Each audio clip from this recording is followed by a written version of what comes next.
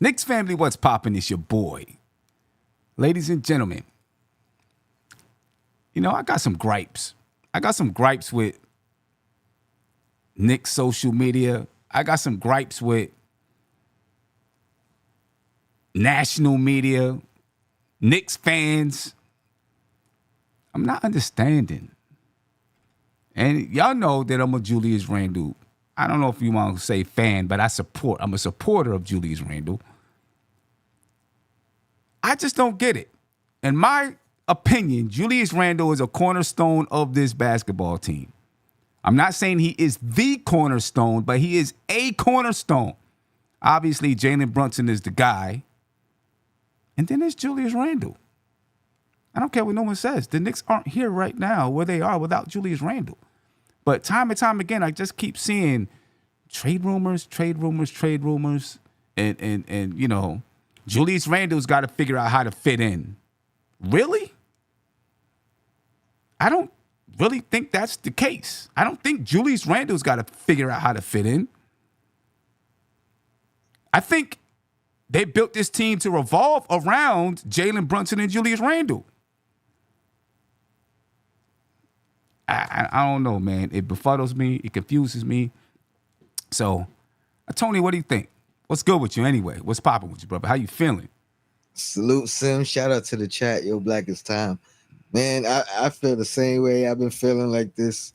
I mean, to be honest, like if we're going to keep it 100, this ain't nothing new. You know what I mean? Like, but this is one of the reasons why I respect Randle, and I am a fan of Randle. Yeah. This is one of the reasons. This man done been through the fire here already. Through the fire. And came out and walked through it. You know what I mean? Like, and bounces back every time. And every time. We know he's had his playoff woes. It's no doubt about it. And no one's saying he's a perfect player.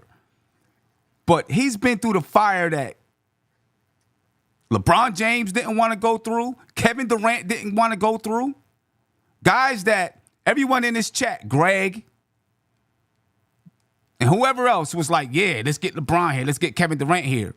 They didn't want New York because they was afraid of it.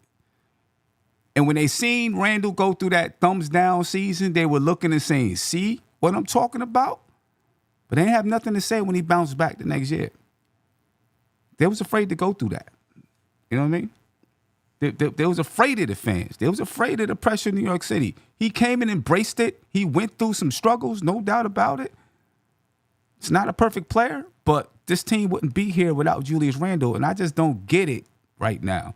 In the midst of a season where we could be, the first season in umpteen years where we're actually talking about the possibility of being a title contender, making it out the Eastern Conference, or at least making it to the Eastern Conference Finals, I'm going to say since 2012, right? 12 years ago.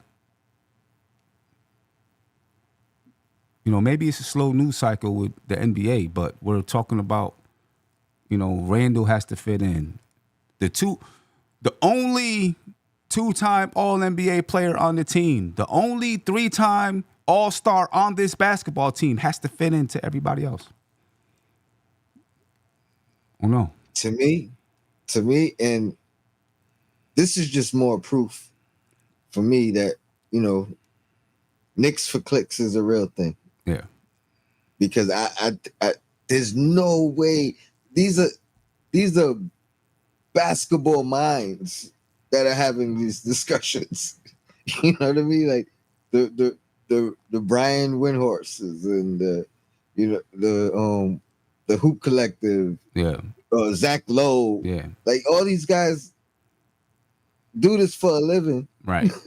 Basketball minds, like, right. Okay. So let's like you said when we were talking earlier, let's play some devil's advocate. Why? What is it about Julius Randle that let's start with this. What is it about Julius Randle that makes people say he has to fit in with this current team instead of Mikal Bridges has to fit in with Julius Randle? right? What is it about Julius Randle that makes people say that? Oh, I mean, that's a great question because you specifically you talking about Macau. Mm-hmm. Let's take Macau away from it for a second, Right. And because I think the team's success without him is one reason, right? The team was successful without him. It's hard to not, for me, it's hard to not say, okay, well, where would we have been with him? But I get some people saying, oh, look how good they look without him. But that's in the playoffs specifically. Like, if you want to put it in context, because as you, the Queen, have we talked about before, we crawled into the playoffs. You know what I mean? Like, we crawled into that 50 wins. It wasn't Right. Right. We wasn't crushing teams going into the playoffs. Yeah. You know what I mean? Like, we didn't finish the season like on the same type of runs that we did previous years under Thibodeau. Mm-hmm. You know what I mean? So and yeah, okay. People can say, all right, the Knicks had success without him. Right? And then his track record in the playoffs. So you combine those two, I get that part. Right. Right. And people can say, okay, yeah, the Knicks had success without him. And it's impossible to predict what they would have done with him. You can't predict that. You can have an opinion. My opinion is that with Julius Randle, even if OG wasn't there, the Knicks would have been in the Eastern Conference Finals. And if the Knicks had OG and Julius Randle, they have a chance, they have a better chance to beat Boston than without either one of those guys. Right? Me, personally, against Indiana, the Knicks lacked an inside presence. We had no inside presence. We had nobody that could bang with those guys. We had no inside. If you look at the Knicks offense, people, please open your eyes. Go back and watch it. Look at the Knicks offense. Everything was perimeter oriented. Everything was perimeter oriented. Their best offense was to jack up a three because there was no inside presence. You can't rely on Jalen Brunson to go to the basket every single time and kick it out. It wasn't successful enough. Not when you got that deep in the playoffs. It wasn't successful enough because there was too much pressure on Jalen Brunson because they could just cue in on the guy, right? And then he's 6 foot, six foot, going into trees. You could see when he was trying to, when they figured out what the Knicks were going to do, when he tried to pass the ball out, it gets tipped, it gets tapped, it gets deflected, it gets stolen. Because we needed a 6'8" inside presence that could bang, draw the defense, kick it. We didn't have that. Like, that's a huge piece that's missing without Julius Randle. Believe it or not, like it or not. That's it. The Knicks were just straight up perimeter oriented. We couldn't get anything inside. We couldn't draw the defense. The Knicks are better with Julius Randle. Mikal Bridges. The reason why Mikal Bridges is on this basketball team is because he's a guy that can go 3 and D. Yes, he can create a little for himself, which makes him a big threat for this team, but he's a guy that can go 3 and D. OG is a guy that is 3 and D. Like, those two guys are built to be around Jalen Brunson and Julius Randle. That's what they are there for. Look at Dante DiVincenzo, 3-point shooter. He's built to be around those two guys.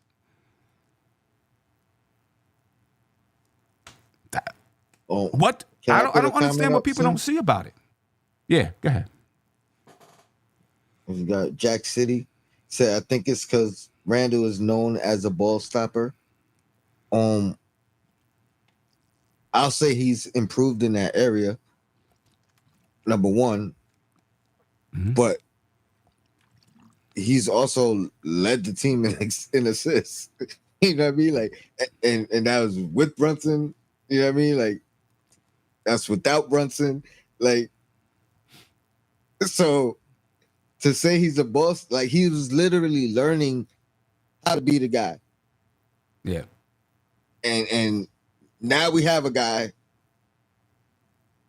So and then you look at the emergence of OG or that stretch with in January. The one thing that Randle did in that stretch, which I thought was the best thing for the team, is he got off the ball faster, a lot quicker. So has he most lead guys are ball stoppers. The number one guy on any team in the league Ball is a ball stopper. Maybe other than Halliburton. Right. He might be the one guy that is the lead guy on the team that's not a ball stopper. But everyone is. Right. Jalen Brunson is a ball stopper. Sometimes the ball doesn't go to anybody else but Jalen Brunson.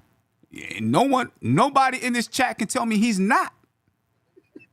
And I'm not mad at him. I'm just saying, people say, oh, he's a ball stopper. So is Jalen Brunson. He shoots better percentages, no doubt about it. But he's also a ball stopper. How many times did we see in this chat last year, Jalen Brunson needs to average 9 assists a game? We don't need a point guard that just goes for himself. We don't need a scoring point guard. We need a point guard that can distribute the basketball. I've seen it mad times in this chat last year. Jalen Brunson's a ball stopper too. But you know what? That's the reason why this team is built around those two guys. Because those two guys have proven to Leon Rose in the front office that they can score the basketball at a high clip, efficiently, whether or not you like the style, efficiently enough to win, right? And so they needed guys that they can spread the ball out to. And that's the reason why you see the guys that's on this basketball team, in my opinion. I don't know. It just bothers me, man, because you know what I mean, the guy, he's made his mistakes, but he's been through the fire with this basketball team. And I dare people to go look at the first or second best player on any team. Julius Randle averages 18.3 field goal attempts per game. That's not a lot. That's not. I mean, you got guys that's, 25, 26 field goal attempts per game. He's averaging 18.3. That was last season. He was 46% from the field, 33% from the three-point line. Be nice if you can get the three-point shooting up a little bit better, but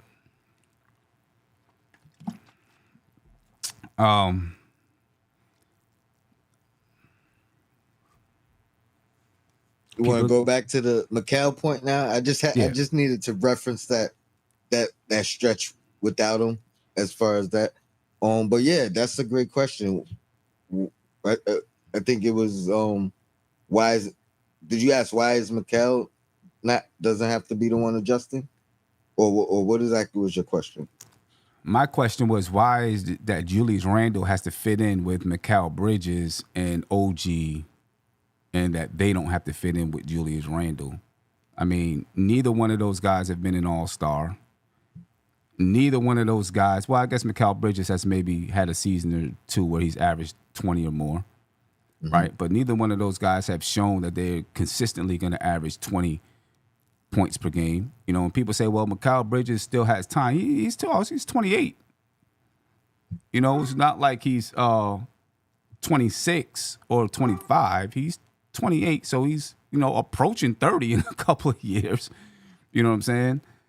So I don't understand how you have an All-NBA guy who 3 of the last 4 seasons has been an All-Star, 2 of the last 3 seasons has been an All-NBA guy. How you're saying, I think he was 8th in MVP voting once, right? how you're saying that he has to fit in with Mikal Bridges and not the Now, opposite way. now, is there an adjustment? Absolutely, Absolutely. but I don't think the adjustment should be in question of whether he's capable of, because again, like you said earlier, these guys fit right in. Mm-hmm. Now, now he has guys to swing the ball out to in the perimeter. Right. You know what I mean? Adequate.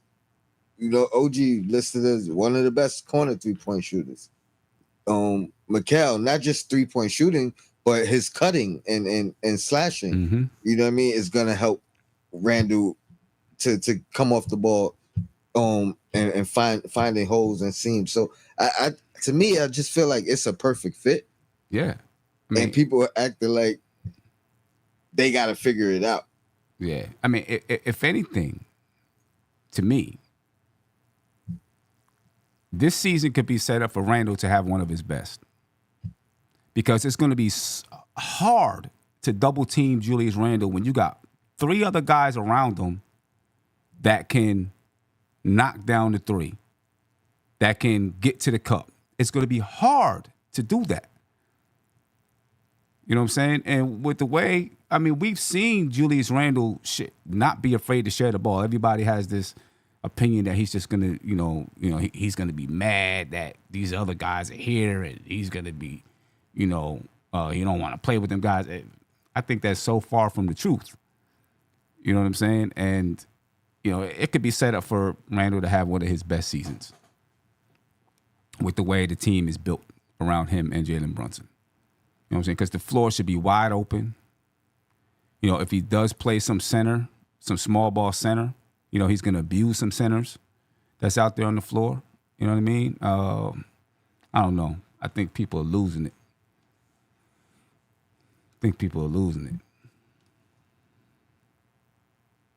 All y'all in the chat that, and I know there's people in there telling me I'm bugging, I'm crazy. Probably Greg is probably the main one. You know what I mean? People are going to get mad at this whole video and all of that. Good. I hope you do, because I think y'all bugging. You know what I mean? I think y'all bugging.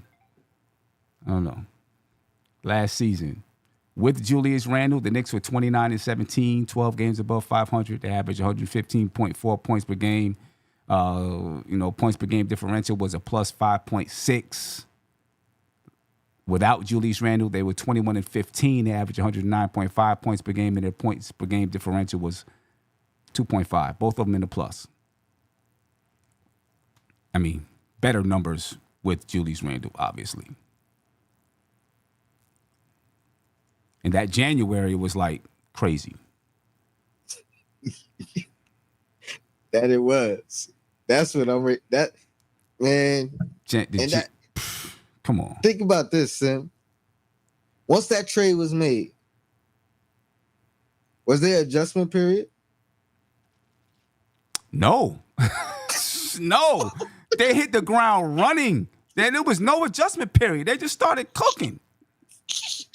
Right off top, because it was a perfect fit. They just started cooking.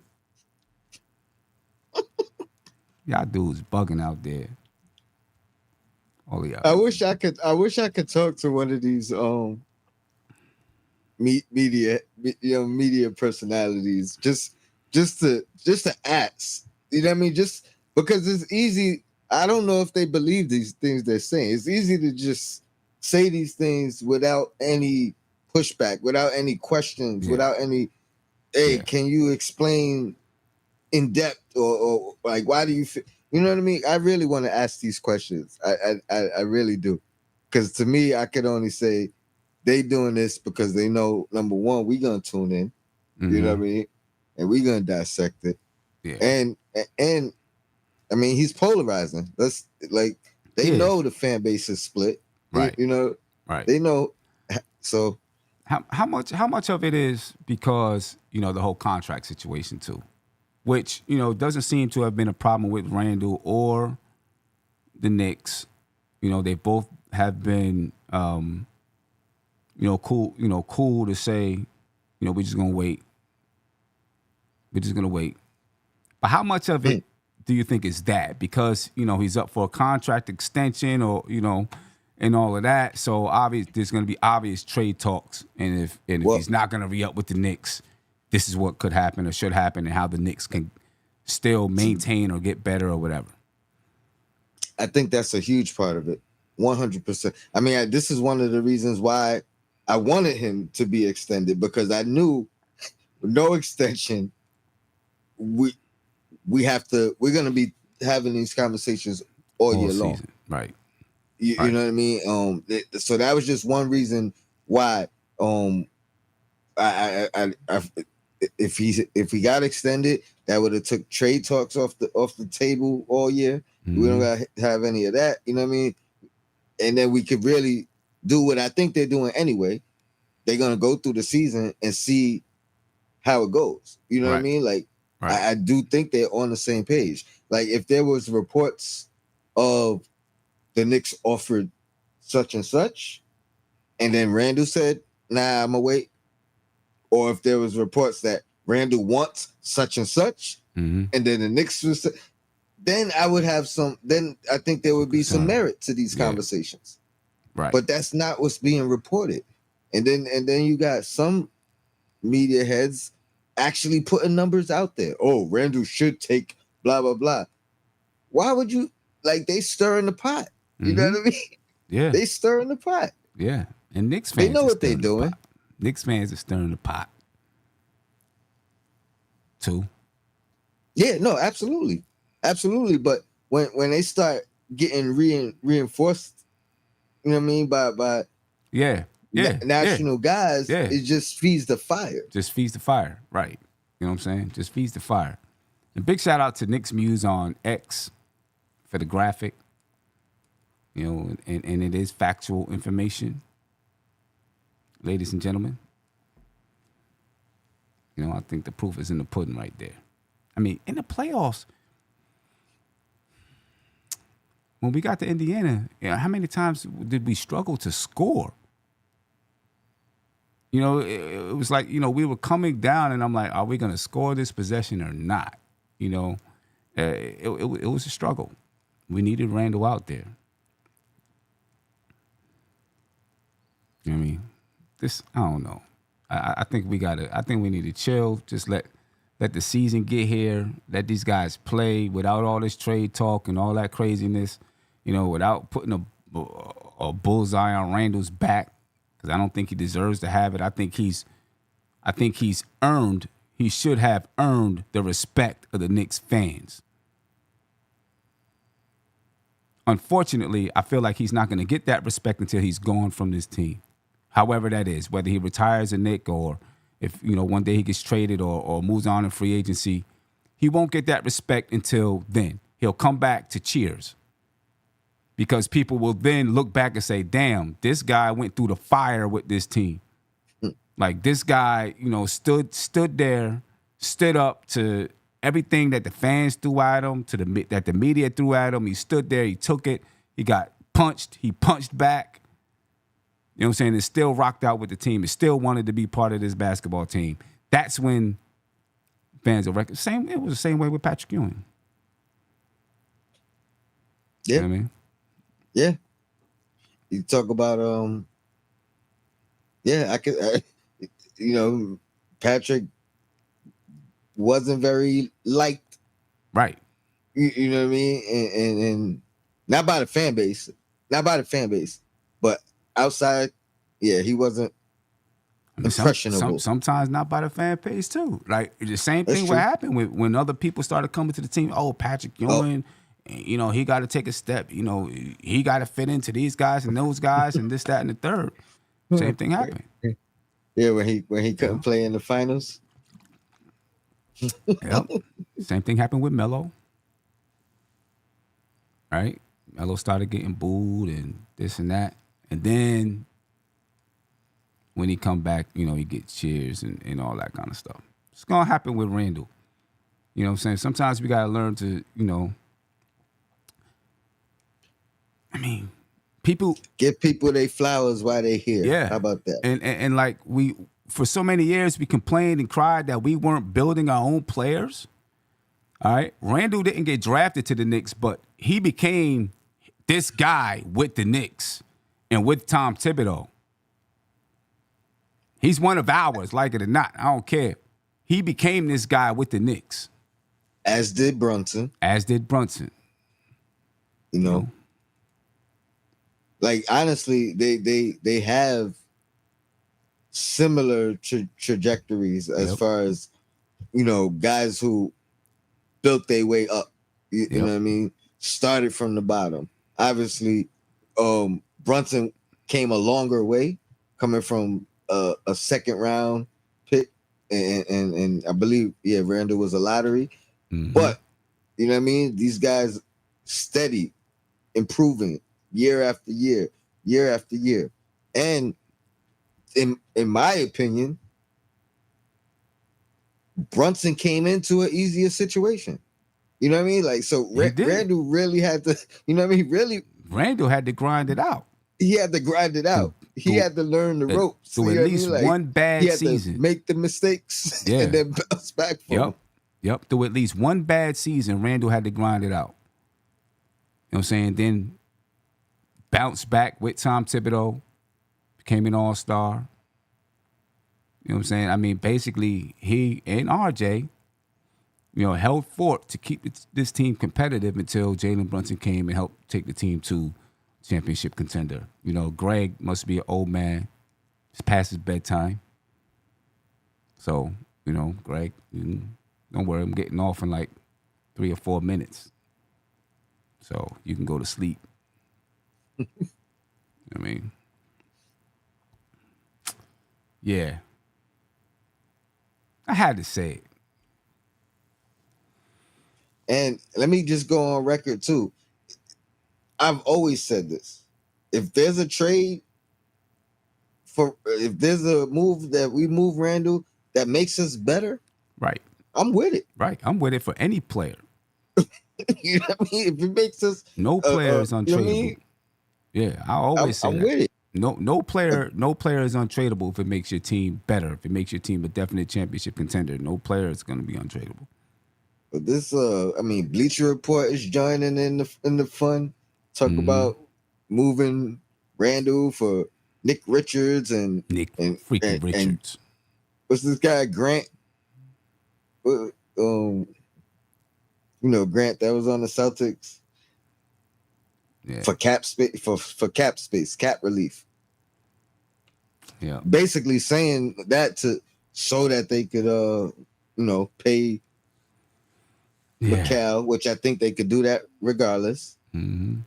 And for down the line for Brunson, which they're gonna do that regardless as well. Yeah.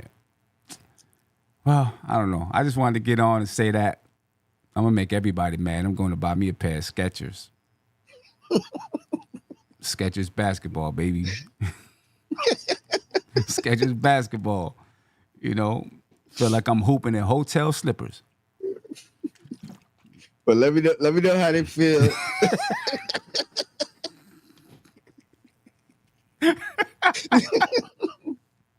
I